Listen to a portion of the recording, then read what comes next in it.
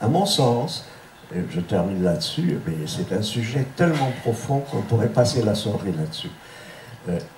Saint Augustin nous propose une anthropologie de la gestion du temps fini.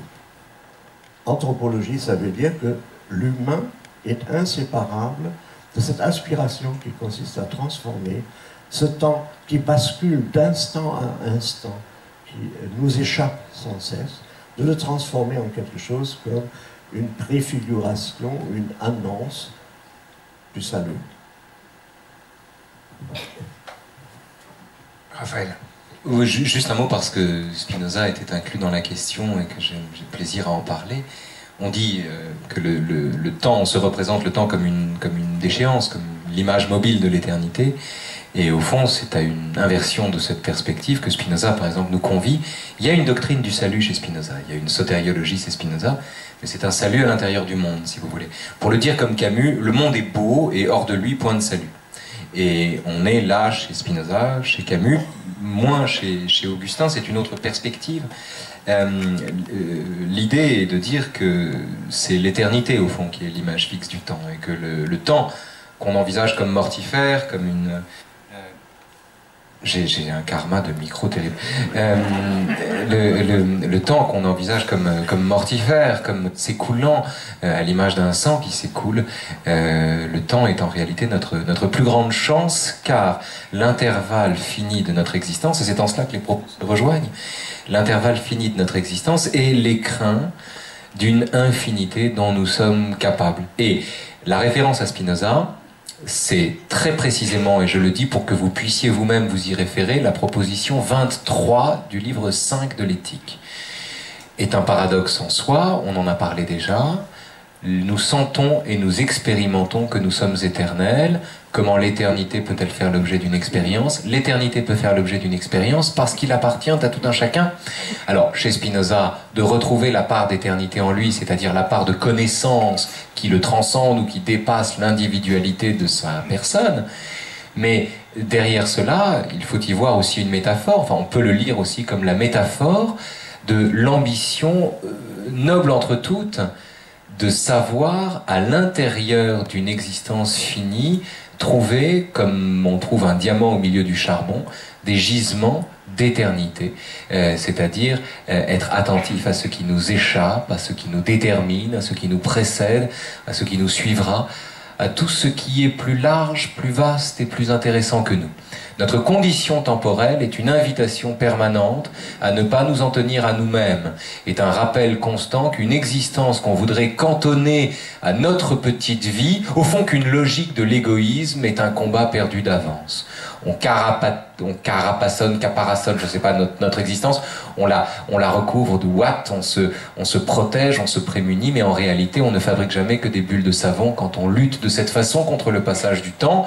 En revanche, quand on épouse le passage du temps, quand on accepte sa temporalité, le temps devient à ce moment-là l'écrin de ce qui l'excède, de ce qui le transcende, que Spinoza appelle l'éternité, qu'il situe dans la mathématique, mais qu'on peut situer dans toute forme de projet dont on se demande comment un individu a pu lui donner le jour, tant c'est plus vaste et plus intéressant que sa petite vie. Voilà. Étienne, est-ce que le scientifique est interpellé par la question sur la finitude humaine? Bonsoir. Moi, j'ai pas beaucoup de voix, donc je préfère peut-être Je dirais simplement que on dit que le temps nous tue en même temps. On dit que le temps nous tue, ou bien qu'il faut tuer le temps. Enfin, en fait, le temps n'a jamais tué personne. Ce qui nous tue, c'est autre chose que le temps. Ça arrive dans le temps, mais ça n'est pas le temps qui est le moteur de la mort.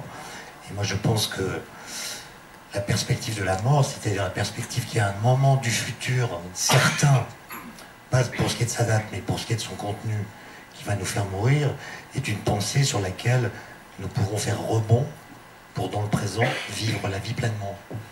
Et donc, au lieu de considérer que la mort est quelque chose qui corrode la vie tout du long, comme le pense Heidegger, je crois, nous sommes des êtres pour la mort, etc., de penser que tant que nous sommes vivants, nous sommes intégralement vivants.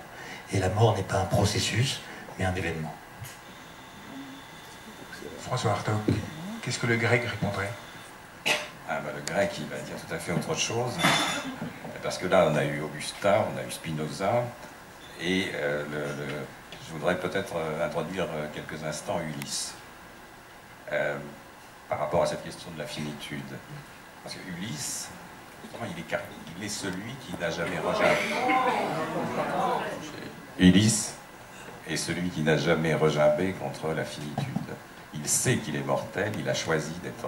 Il a refusé l'immortalité que lui proposait Calypso, et c'est une chose entendue.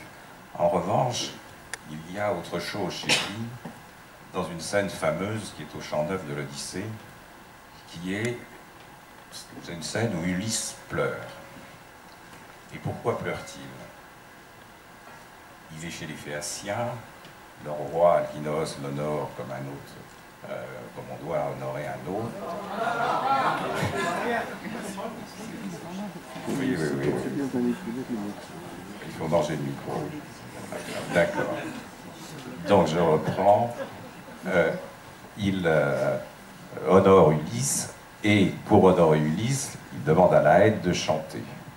Et ce que chante Laède, à la demande expresse d'Ulysse, c'est l'épisode du cheval de bois, autrement dit la prise de Troie. Et c'est évidemment le moment de gloire d'Ulysse. Or, Ulysse, qui est chez les Phéaciens, qui n'a même plus de nom, se met à pleurer. Alors on a beaucoup glosé sur ces pleurs d'Ulysse, en disant justement, c'est la mort qui arrive, parce que c'est aussi on a vu ça comme une espèce de catharsis, enfin, toute une série d'interprétations, et la première bonne interprétation, à mon avis, a été donnée par Hannah Arendt, car cette scène, c'est en fait la première histoire de la prise de Troie. C'est la première fois qu'est racontée la prise de Troie. En effet, l'Iliade s'achève, Troie n'est pas prise, l'Odyssée commence, Troie est prise, depuis longtemps. Et, alors ces pleurs d'Ulysse veulent dire quoi? Ils veulent dire que, au fond, dans ce personnage qui est célébré par Laède, qui est lui, il ne se reconnaît pas. Il n'arrive pas à relier celui qu'il était, ce héros glorieux, à ce personnage sans nom qu'il est aujourd'hui. Autrement dit, il n'a pas de mots pour dire cet écart, il n'a pas la possibilité de dire la passéité du passé, si vous voulez. Et c'est dans cet écart, dans cette distance de soi à soi, qu'il découvre ce que moi j'appelle l'historicité. Et là, on a, non pas, encore une fois, la finitude, qui est une chose parfaitement admise, mais cet écart fondamental de soi-même avec soi-même, qui va ensuite être la condition humaine. Carole Beffa, le musicien compte le temps. Est-ce que la mort est au bout de ce décompte? Oui, j'en suis persuadé. Il y a quelques années, j'avais posé la question à Henri Dutilleux, alors le plus grand compositeur vivant à mon avis, à savoir pourquoi il n'avait pas eu d'enfant. Il m'avait dit, avec beaucoup de sincérité, une certaine forme de modestie, parce que je pense que j'ai essayé toute ma vie de mettre ma fécondité dans mon œuvre. Mais il y avait quand même une forme de regret dans ce qu'il disait. Il se disait qu'au moment où sa femme et lui, ils ont vécu ensemble pendant 70 ans, on peut dire que c'est la fin de sa femme qui a précipité sa fin à lui, presque comme s'il était mort de chagrin. Pendant très longtemps, ils se sont demandé s'ils n'allaient pas faire des enfants. Ce parallèle entre fécondité artistique et fécondité tout court, je ne sais pas trop ce qu'il vaut, mais c'est vrai qu'il y a une particularité dans l'histoire de la musique, c'est de considérer combien de compositeurs semblent avoir vécu leurs dernières années, surtout lorsqu'ils sont morts jeunes, trop jeunes, avec apparemment un sentiment d'urgence, d'extrême imminence de la mort qui les a fait écrire quantité de chefs-d'œuvre. On pense évidemment à un enfant prodige qui est Mozart, qui, tout enfant prodige qu'il est, écrit probablement ses œuvres les plus fortes on va dire, les 18 mois qui précèdent sa mort.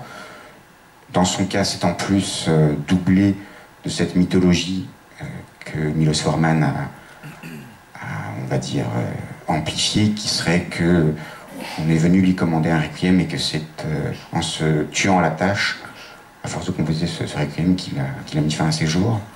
Mais vous prenez également Schubert, la dernière année de Schubert, qui est exactement le moment à partir duquel Beethoven étant mort, il peut être totalement lui-même.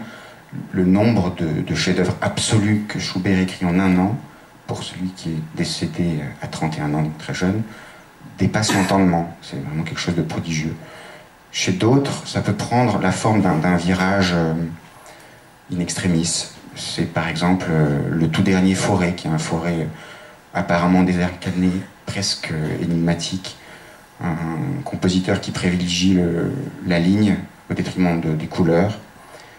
Un compositeur qui s'enferme dans quelque chose qui semble être la quintessence de son art et pousser on va dire, à une attitude d'anti-séduction qui est assez étonnante. Donc oui, je suis persuadé que chez beaucoup, Raphaël nous a évidemment beaucoup parlé de Proust et du fait que lorsqu'il a finalement, in extremis, pu écrire le mot fin à l'issue des 3000 pages qui ont fondé sa carrière littéraire, eh bien, voilà, quelles que soient les relatives imperfections du temps retrouvé, il avait réussi. Je pense que chez beaucoup d'artistes, le sentiment d'imminence de la mort est le meilleur des déclencheurs artistiques.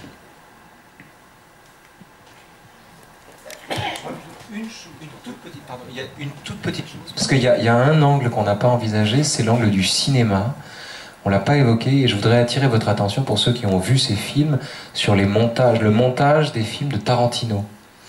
J'attire votre attention sur le fait que, par exemple, Pulp Fiction commence et finit avec des personnages, s'achève sur des personnages qui sont morts depuis longtemps.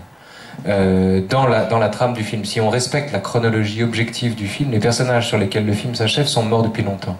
Et il y a, j'en sais rien, c'est une piste que je laisse ici à votre réflexion, mais je crois un coup de génie de la part de Tarantino et un talent extraordinaire et tout à fait spécifique qui vraiment lui appartient en propre.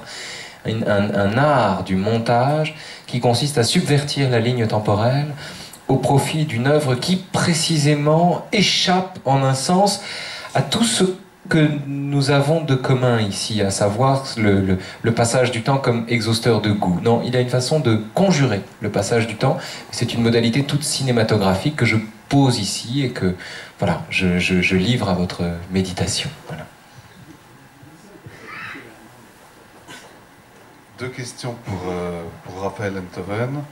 Nous allons d'ailleurs procéder ainsi maintenant. On reviendra à des questions qui sont destinées à tout le monde, mais ceci dit, pour les questions qui sont spécifiquement posées à chacun d'entre vous, vous pouvez bien évidemment intervenir les uns ou les autres. Donc ces deux questions que je lis ensemble, l'une sur Montaigne, l'autre sur le mysticisme.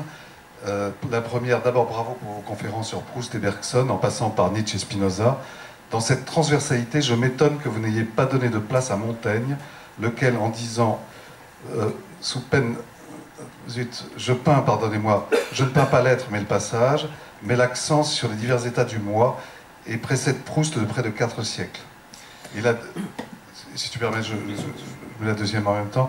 Et la philosophie comme expression de la vie requiert une dépossession de soi, une simplicité essentielle pour être attentif à ce qui donne à l'instant une valeur d'éternité.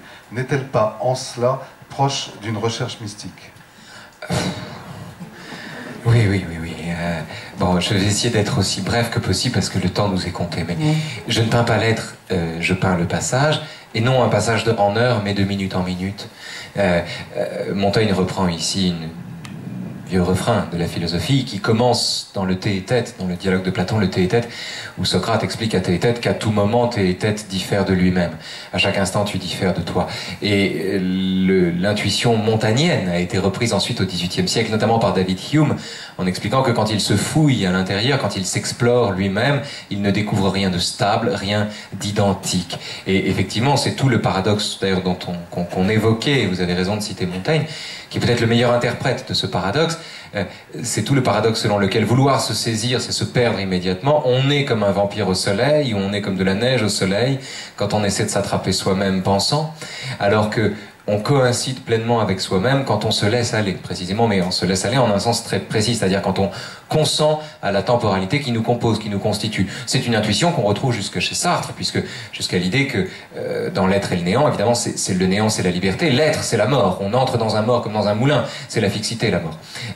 Il y a une entreprise philosophique tout à fait spécifique qui consiste à faire valoir le devenir aux dépens de la fixité, qui est une façon qui est, à mon sens, tourner vers la vie, précisément, c'est-à-dire vers le fait d'assumer le caractère temporel, c'est-à-dire provisoire de l'existence. Montaigne est peut-être le meilleur porte-parole de cela. Montaigne est un immense philosophe, fabuleux philosophe. J'ai pas le temps de vous en parler ici. Juste un point, effectivement, j'ai eu tort de ne pas en parler quand j'ai parlé de Proust, d'autant que Proust avait lu Montaigne, il ne le cite jamais dans la recherche, j'ai regardé. Montaigne n'est jamais cité dans la recherche, alors que Plotin apparaît. Montaigne n'est jamais cité dans la recherche, mais la dernière page de la recherche s'achève sur la métaphore de ces individus qui, dit Proust, qu'il veut... Enfin, il se dit, voilà, je vais écrire mon livre, et je vais représenter les individus comme occupant une place considérable, non pas dans l'espace, parce qu'au fond, la place dans l'espace, on s'en fout, mais une place considérable dans le temps. Dans le temps. Et il se représente les individus comme montés, juchés sur des échasses, dont chaque année rajoute un grade. Et il regarde à ce moment-là le duc de Guermantes, juché sur le sommet improbable de 83 années, qui titube un peu. C'est normal qu'il titube, parce que ses échasses sont très hautes. Et c'est une image que Proust emprunte à la dernière page des Essais de Montaigne, le chapitre sur l'expérience, dans lequel Montaigne propose ni plus ni moins se propose ni plus ni moins que de mourir vivant, c'est-à-dire d'avoir à ce point épousé le devenir qui le constitue que précisément il a conjuré tout ce qu'il y avait de mortifère dans l'existence. Au fond, la vie n'est mortifère où on ne fait à la mort une place qu'on ne doit pas faire dans la vie. On se prive de mourir vivant. Voilà, on se prive de mourir vivant quand on veut absolument, d'une certaine façon, mourir de son vivant à l'idée du devenir. Quand on récuse notre propre mortalité, quand on récuse notre caractère d'être mortel, je suis pas sûr en cela, mais je laisserai Heinz le dire mieux que moi, mais je suis pas sûr en cela que l'idée d'être pour la mort soit un propos mortifère, précisément, mais au contraire un appel à la conscience, enfin, entre guillemets, à la conscience que nous devons avoir de cette mortalité qui, en un sens, est notre plus grande chance, en tout cas, est notre condition. Et la conscience permanente de la mort chez Montaigne, telle qu'il l'expose, qui fait qu'il récuse toute modalité du divertissement, toute façon de tourner le regard, d'éviter la mort, il récuse... au fond, Montaigne considère que personne ne pense plus à la mort que celui qui ne veut jamais y penser. Cette façon qu'il a de récuser le fait de tourner le dos à la mort, et au contraire pour épouser sa condition temporelle, son être temporel, c'est la façon qu'il a trouvé de ne pas céder un pouce de terrain à la mort de son vivant. Alors il y aurait 1000 choses à dire sur Montaigne, infiniment de choses à dire sur Montaigne, je ne peux pas m'attarder sur lui, d'autant que la deuxième question est fondamentale. En ce qui me concerne, le plus grand philosophe est vivant aujourd'hui. Il n'écrit plus beaucoup, mais il est vivant. C'est le fils spirituel de Bergson, Spinoza, Montaigne et Hume, et c'est Clément Rosset. Et Clément Rosset est un penseur mystique. C'est un penseur mystique. En très peu de mots, très rapidement, je profite de cette question pour vous en parler. Disons que le grand-père de Clément Rosset, ce serait Maître Eckhart.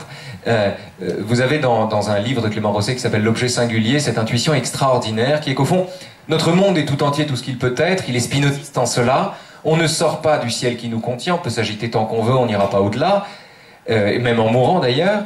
Et Rosset est hilarant et délicieux quand il décrit toutes les façons que nous avons de vouloir échapper à ce qu'il appelle le réel. À ce qu'il appelle le réel et qui est si vaste qu'il inclut toutes les tentatives que nous faisons de lui échapper. Ce qu'il appelle le double, la duplication.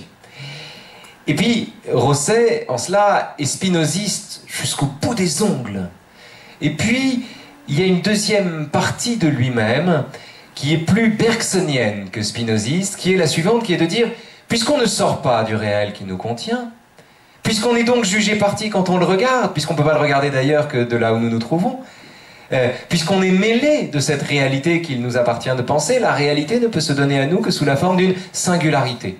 C'est ce qu'il appelle l'objet singulier, qu'il examine au cinéma, en musique, etc. Bon. Et que sous la forme d'une singularité. Et au fond, ce qu'on peut dire du réel nous échappe toujours. Et je vous donnerai juste un exemple. Au fond, il dit, le meilleur signe qu'on se rapproche du réel, c'est comme quand on fait une déclaration d'amour, c'est quand les mots nous manquent. Précisément parce qu'il développe une théologie négative du réel. Et il prend pour cela un exemple qui a peut-être moins de noblesse que les exemples pris par Maître Eckhart, dont il s'inspire directement à cet endroit-là. C'est une parodie de Descartes, inspirée par Eckhart. Je cite juste ce passage-là, c'est dans l'objet singulier, c'est un morceau de camembert. Et on en avait parlé l'autre jour, il me semble, n'est-ce pas? Il dit...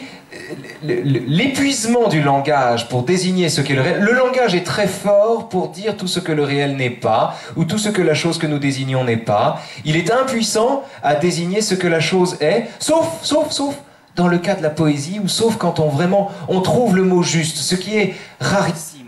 Et ce qui est vraiment de l'ordre d'une illumination, en tout cas d'un éclairement plus que d'un éclairage. Et ce qu'il dit à cet instant du camembert, qui prend le contre-pied de ce que Descartes dit du morceau de cire, puisque le propos de Descartes dans le morceau de cire, c'est de dire « la cire reste la cire par-delà ses mutations ». Rosset dit « le langage échoue à décrire le singulier ».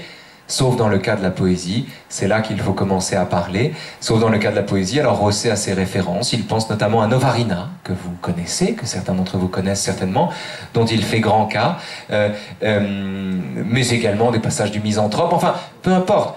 Il y a chez Rosset cette intuition fondamentale que la philosophie, contrairement à ce que dit Hegel, qui considère que la philosophie s'épuise en religion, il y a chez Rosset l'idée que la philosophie s'épuise en mysticisme. Ce qui est tout à fait différent, ce qui n'a rien à voir. Il y a de la foi, il n'y a plus de transcendance, il y a juste un rapport au réel qui en chérit la singularité et qui s'attache absolument aux associations phénoménales, il faut entendre ce mot, que cette singularité permet. Pensez à Voyelle de Rimbaud, pensez à ces associations aux correspondances de Baudelaire, au fait que les parfums, les couleurs et les sons peuvent se répondre. Bref, l'acheminement de la philosophie chez Clément Rosset, c'est la poésie, parce qu'en son principe, une philosophie rigoureuse, c'est-à-dire une philosophie qui assume d'être tout entière prise dans le réel, culmine fatalement dans de l'indicible qu'il faut quand même réussir à dire.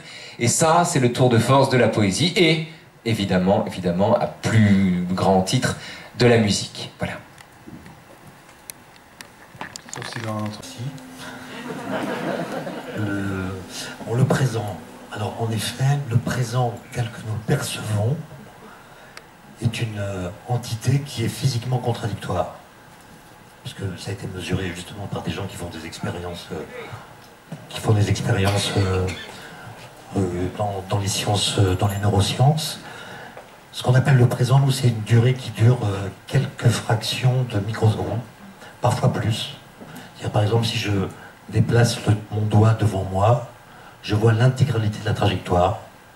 C'est-à-dire que ma perception engrange dans le présent que je perçois une suite d'instants, physiquement, qui ne peuvent pas coexister. Autrement dit, notre perception du présent construit une sorte de durée instantanée qui est paradoxale. Notre conscience fait vivre ensemble des instants qui physiquement se succèdent sans être jamais ensemble. Et la question est de savoir si la physique doit rendre justice à la singularité du présent pour nous, ou si on doit s'adresser aux neurosciences pour comprendre la structure du présent telle que nous percevons. Et donc, j'avais parlé d'Einstein et de l'interrogation qu'il a eue à la fin de sa vie.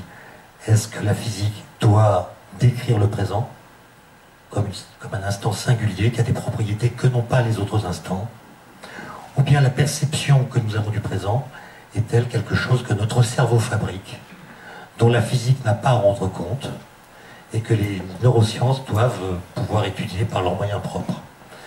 Et donc la question que pose Einstein, c'est est-ce qu'une physique qui n'accorde pas un statut particulier au présent peut être considérée ou non comme complète?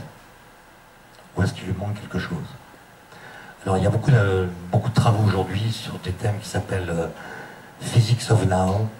Donc l'idée c'est de comprendre la physique du présent. Comment la physique parvient-elle à rendre compte du présent pour un observateur donné? Donc je ne sais pas à quoi aboutiront ces travaux, mais ce qui est à peu près sûr, c'est que notre horloge interne, et même notre façon de mesurer les durées, se fait grâce à une horloge qui est de très mauvaise qualité. Notre cerveau a une très mauvaise appréciation des durées. C'est pour ça que nous avons une montre. En fait, la montre, c'est l'instrument par lequel nous remettons notre très mauvaise pendule personnelle à l'heure. Quand on regarde sa montre, c'est qu'on veut voir de combien se trompe notre cerveau dans son appréciation des durées. Il s'agit de corriger notre perception des durées.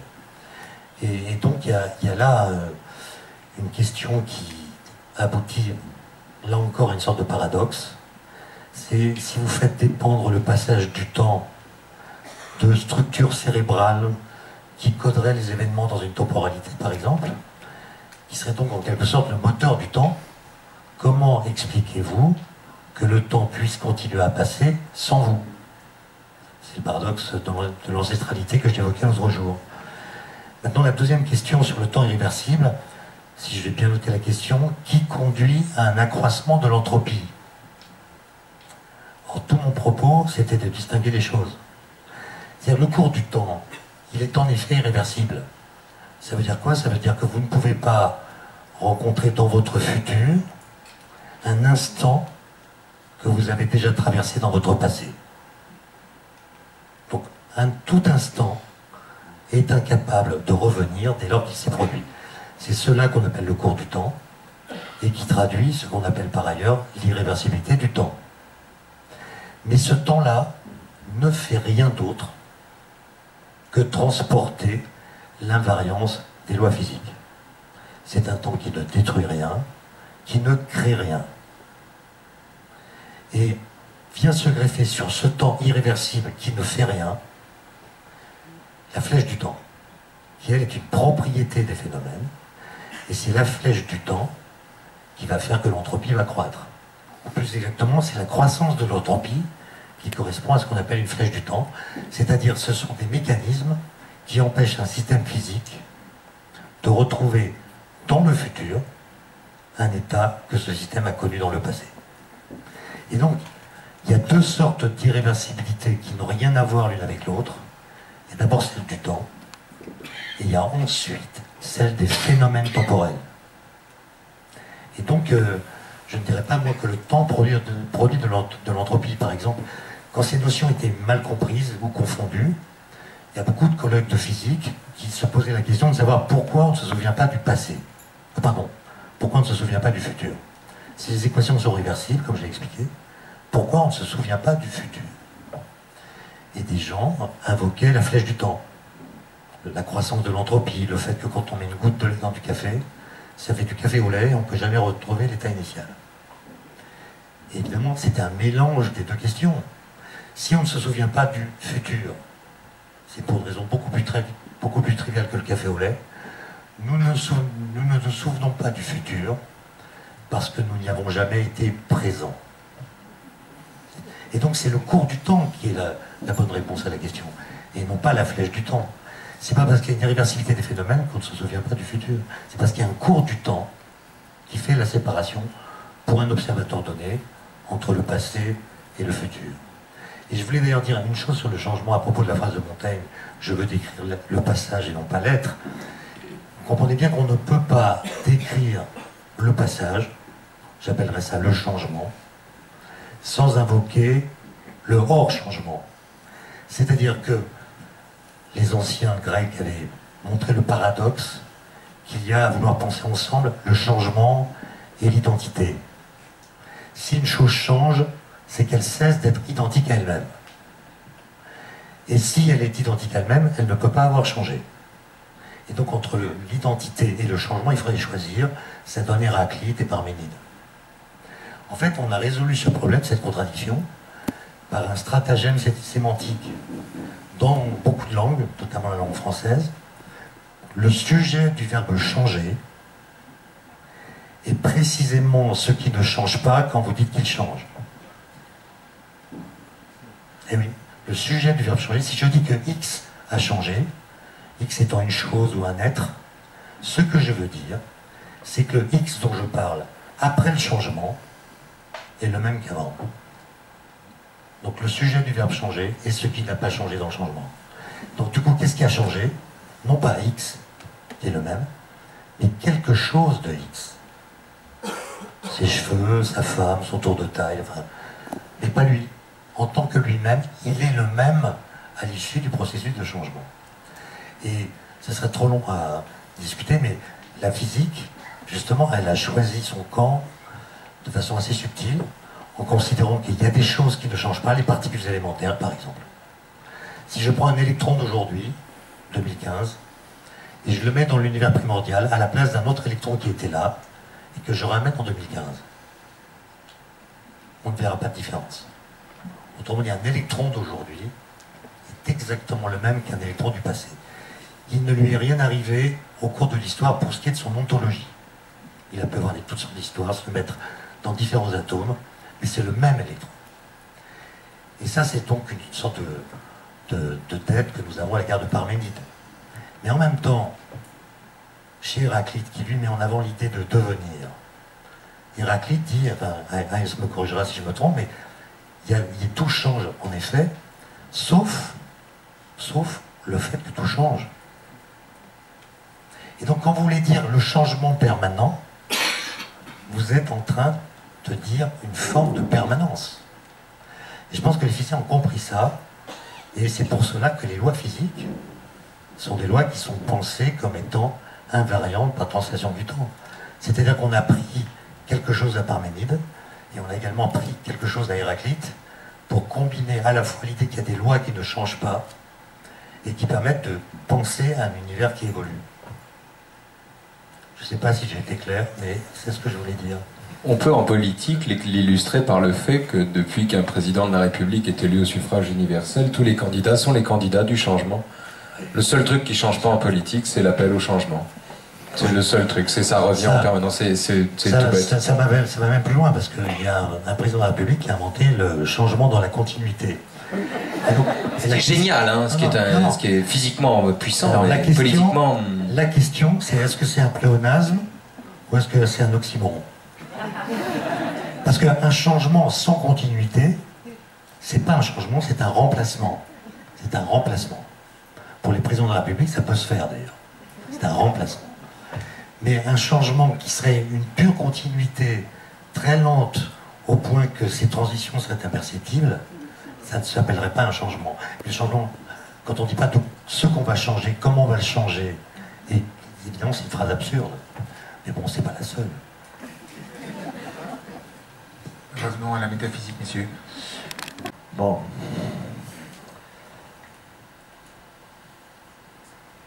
Pour faire simple, ce que j'ai essayé de vous expliquer, c'est qu'il y a une vision du monde qu'on peut appeler ancienne, dans laquelle le retour du passé est garanti par la parfaite circularité du ciel dans son mouvement. La rotation du ciel devient une sorte de garantie qui permet de concevoir que tout ce qui a été sera. C'est la fameuse phrase de l'Ecclésiaste, que rien de nouveau sous le soleil. Et ce qui est intéressant dans cette façon d'approcher la temporalité, c'est qu'elle permet d'interpréter ce qui se présente sous les traits de la nouveauté comme quelque chose qui a déjà eu lieu, et même s'il y a une différence apparente, on trouve, grâce au passé dont on garde le souvenir, on trouve un moyen d'interpréter ce qui nous arrive comme ayant un sens garanti par le passé. Cette façon de penser, on la retrouve pendant des siècles, pas seulement dans l'Antiquité grecque et romaine, ça va jusqu'à la Renaissance. Et j'ai annoncé que le vrai basculement qui va se produire, c'est l'abandon du système géocentrique, c'est-à-dire Copernic. lorsque soudain le ciel ne tourne plus autour de la Terre et qu'on n'a plus ce sentiment que le passé revient constamment. Là, il y a une ouverture sur le futur qui est une perspective qui caractérise ce que nous appelons la modernité. Maintenant, parmi les penseurs anciens, avec François, on avait parlé de Thucydide, par exemple, mais Démocrite et Épicure également, il y a tout à fait des anticipations de cette ouverture que les modernes rendent définitive. Dans un univers démocritéen, on n'a pas cette circularité qui permet, par exemple, aussi bien à Parménide qu'à Héraclite. C'est intéressant de considérer que la totalité des événements qui se produisent est finalement stable. Il s'y ajoute jamais rien de nouveau. Pour nous, c'est très difficile à comprendre puisque nous sommes épris de nouveautés, vu que nous considérons que l'innovation, le progrès, fait l'histoire. Mais ça, c'est la vision des modernes, et la condition d'apparition de cette vision des modernes, c'est l'abandon de la position centrale de la Terre. C'est ça, aussi simple que ça. Mais pour qu'on comprenne que ce clivage, ou ce passage, ne préjuge absolument pas de la possibilité pour un moderne d'être ancien. Nous sommes très souvent, dans notre façon de considérer ce qui nous arrive, nous sommes, au fond, persuadés que c'est du passé qui revient. Toutes les affaires de Proust, en fait, tournent autour de ça. C'est-à-dire que la vérité du présent réside dans le passé. Il y a une sorte de coïncidence parfaite qui se réalise, et à partir de ce moment, on n'est pas dans la course frénétique qui nous conduit vers l'inconnu. Si vous prenez, je ne veux pas être trop long, mais si vous prenez les derniers vers des Fleurs du Mal de Baudelaire, les derniers vers disent que, bon, je réduis aux deux derniers, qui disent que nous voulons plonger dans ce gouffre, le gouffre qui est le gouffre de l'inconnu, afin d'y trouver du nouveau. Aucun ancien n'aurait pu imaginer cela. C'est-à-dire qu'on cherche dans le gouffre de l'inconnu quelque chose comme une nouveauté radicale.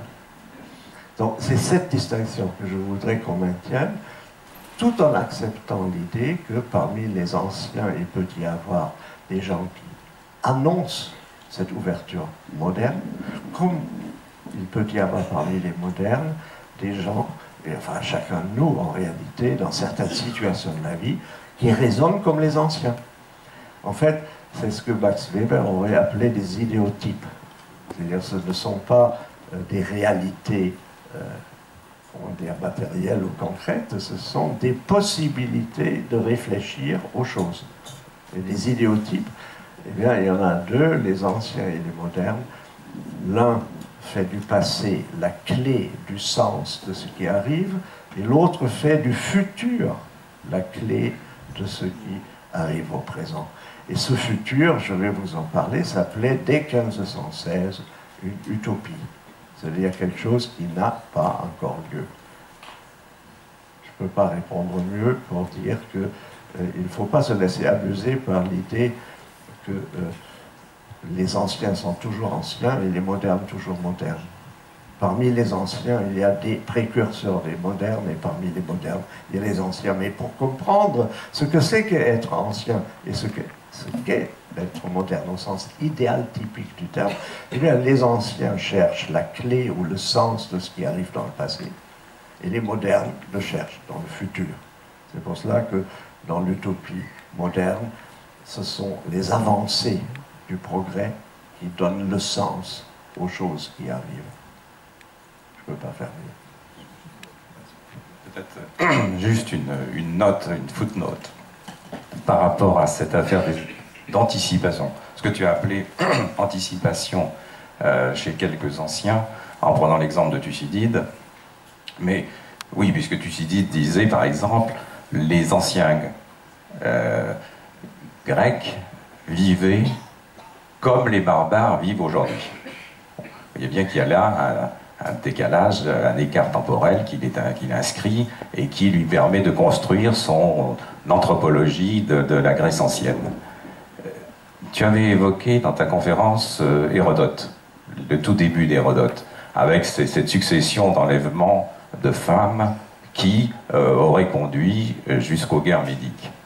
Et Hérodote, alors justement, il ne s'inscrit pas, au fond ce problème de la circularité n'est pas du tout son problème, et je pense qu'il ne le met pas du tout en cause, mais ça n'est pas du tout son problème. Ce qu'il essaye de faire, c'est de rendre compte de ce qui s'est passé peu avant lui, et il donne cette série d'enlèvements. Et puis il s'arrête en disant, après tout, j'en sais rien. Et voici celui qui, en fonction de mon savoir à moi, a pris l'initiative d'actes offensants à l'égard des Grecs. Et c'est Cyrus.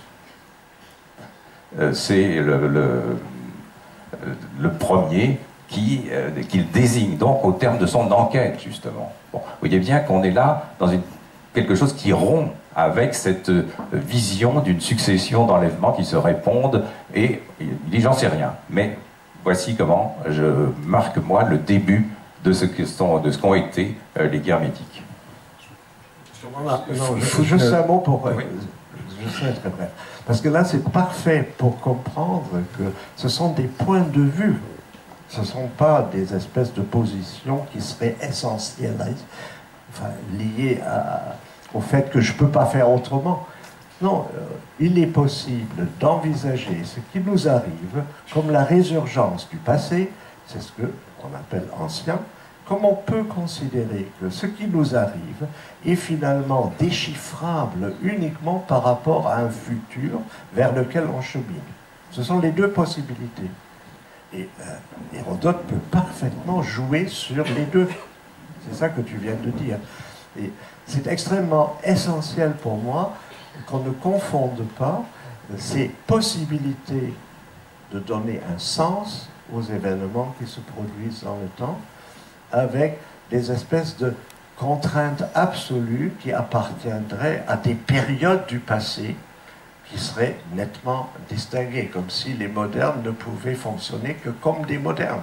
Les modernes que nous sommes, nous sommes parfaitement amenés à fonctionner parfois comme les anciens.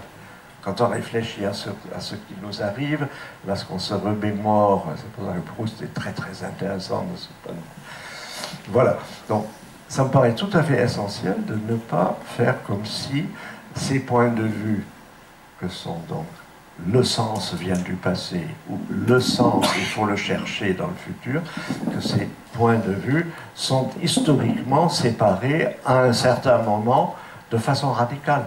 Ce n'est pas le cas. On peut parfaitement se servir des deux pour interpréter les différentes prises de position dans l'histoire. J'espère avoir été clair sur ce point. Et en une seconde footnote bis, en termes sportifs, le passage des Jeux Olympiques comme une théorie de l'accomplissement individuel aux Jeux Olympiques comme une théorie de la performance renseigne justement sur le basculement d'une cosmologie close à un univers rendu à son infinité. La performance, l'idée de performance et excuse-moi, et l'idée de performance et l'idée de performance et le corrélat sportif d'une infinitisation du monde, d'une ouverture du monde vers l'infini. D'ailleurs, on est toujours plus vite, plus haut, plus fort.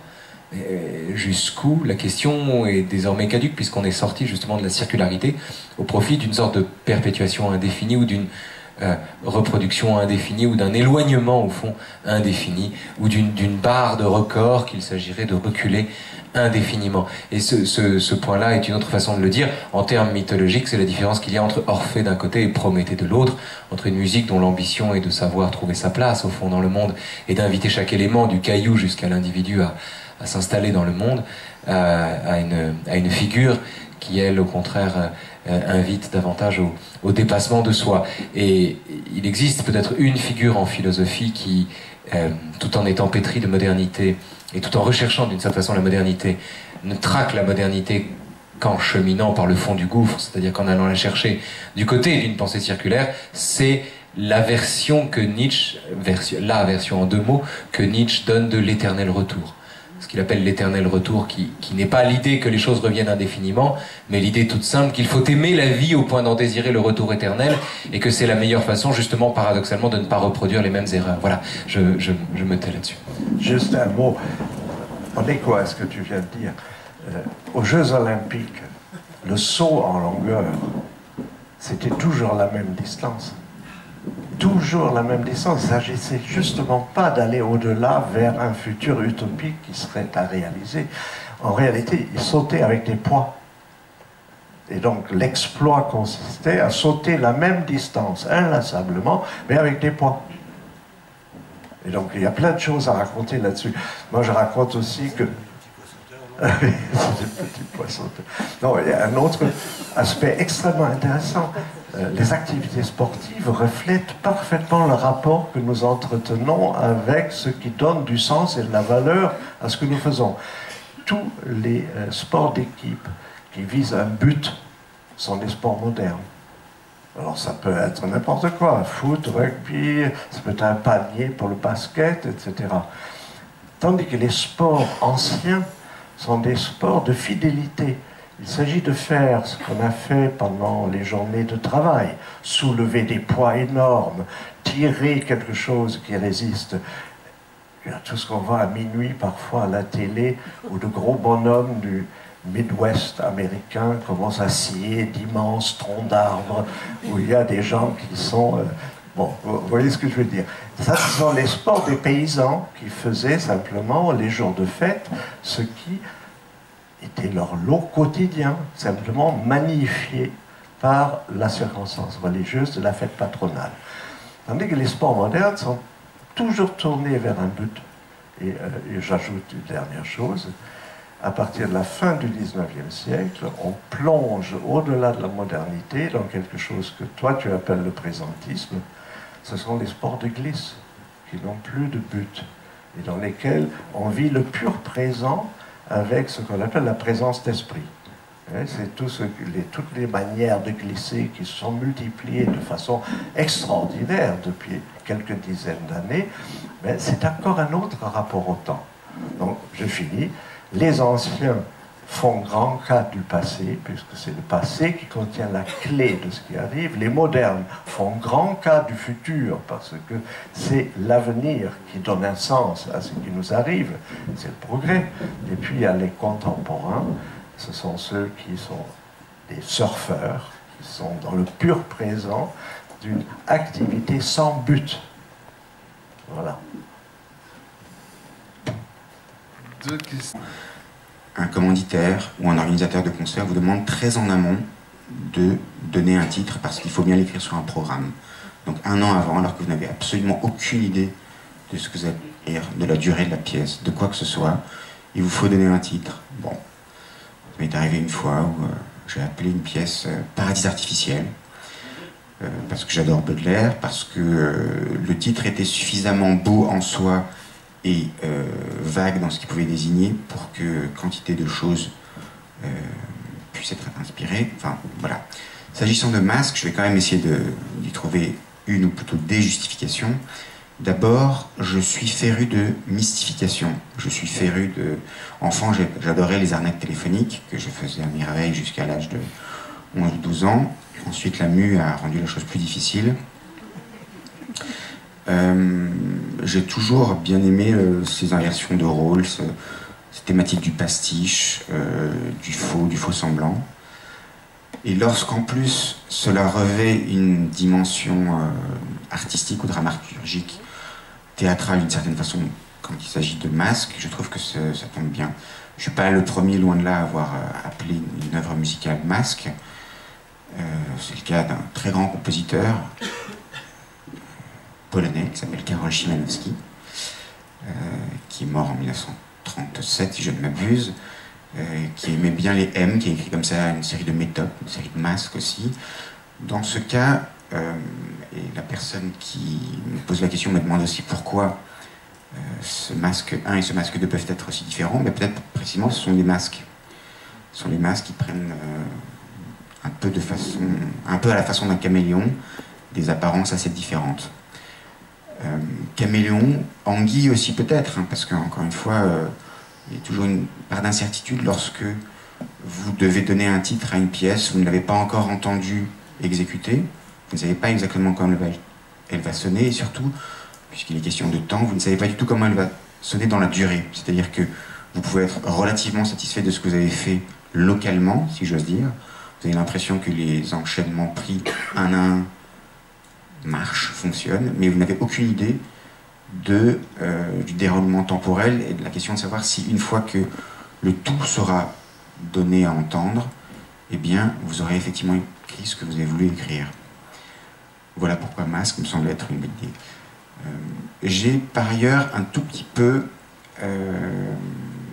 une certaine appréhension lorsqu'il s'agit de parler de musique, par la question de savoir quelle doit être la part de technicité qu'on doit employer pour en parler. D'abord parce que cela peut évidemment dépendre du public et du degré de mélomanie, si j'ose dire, de ce public. Ensuite, parce que très souvent, j'ai l'impression qu'on attend peut-être un peu plus de, on va dire, de poésie, de réflexion éthérée, alors qu'il y a une grande part de terre-à-terre. C'est-à-dire, écrire de la musique, c'est mettre les mains dans le cambouis. C'est utiliser des outils, c'est faire preuve, parfois, d'imagination, mais face à des problèmes extrêmement concrets auxquels vous êtes confrontés. Écrire de la musique, pour moi, c'est souvent répondre à des problèmes que je me suis fixé à moi-même, mais qui n'ont probablement pas le degré d'abstraction, de poésie peut-être, qu'on a tendance à imaginer lorsqu'on songe, avec une certaine distance, de l'extérieur à la musique. Voilà pourquoi peut-être que je peux avoir tendance à parler de façon un peu technique, en invoquant des processus. Je me permets malgré tout de remarquer que c'est un peu paradoxal pour un compositeur pas très mainstream dans le milieu de la musique contemporaine comme moi, qui refuse en règle générale le commentaire sur l'art, qui refuse, enfin, en tout cas l'inflation du commentaire sur l'art, qui a tendance à refuser aussi le discours pseudo-scientifique venant valider a posteriori des trouvailles, d'être peut-être d'une certaine façon accusé de tenir soi-même un discours trop technique, mais il faut croire qu'on est toujours un peu plus technique que ce que l'on aimerait être ou ce que l'on voudrait passer pour. Merci Carole. Alors, ce que je vais vous demander, messieurs, maintenant, relève d'une véritable performance. Exister littéralement, c'est sortir de soi. Sortir de soi, c'est assumer sa temporalité. Le temps existe. J'existe en tant que temporel. Voilà. Je n'existe que comme temporel. Donc, naturellement, le temps existe-t-il séparément de ma propre expérience du temps? Ça me semble une évidence, mais c'est surtout une question que je ne me pose pas, en vérité. Le temps, en ce qui me concerne, dans le travail que j'essaie de faire, est inséparable de l'existence qui l'accompagne, de l'expérience que je peux en faire. Donc le temps existe-t-il? Oui, certainement. Ce que je sais, c'est que je n'existerai pas hors du temps. Voilà. Et que, en cela, c'est à l'intérieur du temps qu'il faut penser. Et Jean Kelevitch dit, cette phrase définitive, il reprend Saint-Augustin, hein, ce que je sais, je ne le suis plus, ce que je suis, je ne le sais pas. Il dit, c'est temporellement que je pense le temps.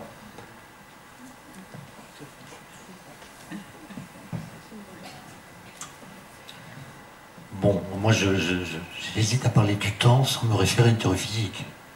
Le temps en général, je ne sais pas trop ce que c'est, mais il y a quand même un point commun à toutes les théories physiques du passé ou du présent, même de celles qui sont à l'ébauche, c'est qu'elles considèrent mathématiquement un temps dont la substance est inconnue, elle n'est pas précisée, pas plus que n'est précisé le moteur du temps, c'est-à-dire ce qui fait qu'il avance. Et le point commun à tous ces modèles, c'est que le temps se donne à nous par le fait que nous ne pouvons pas sortir de notre présent. Autrement dit, le temps se donne à nous de façon négative par le fait qu'il est cette chose dans laquelle nous ne pouvons pas voyager.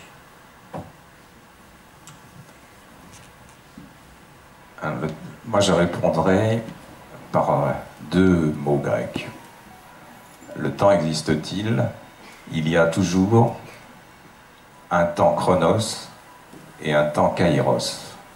Et au fond, c'est cette avancée, si je puis dire, la main dans la main de chronos et kairos que l'on peut suivre au fil du temps et qui organise nos rapports au temps.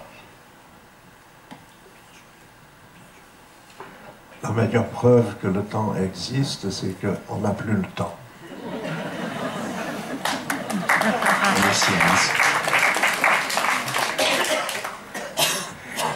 Tous les arts sont d'une certaine façon temporels, même la peinture, même les arts plastiques, même l'architecture sont d'une certaine façon temporels.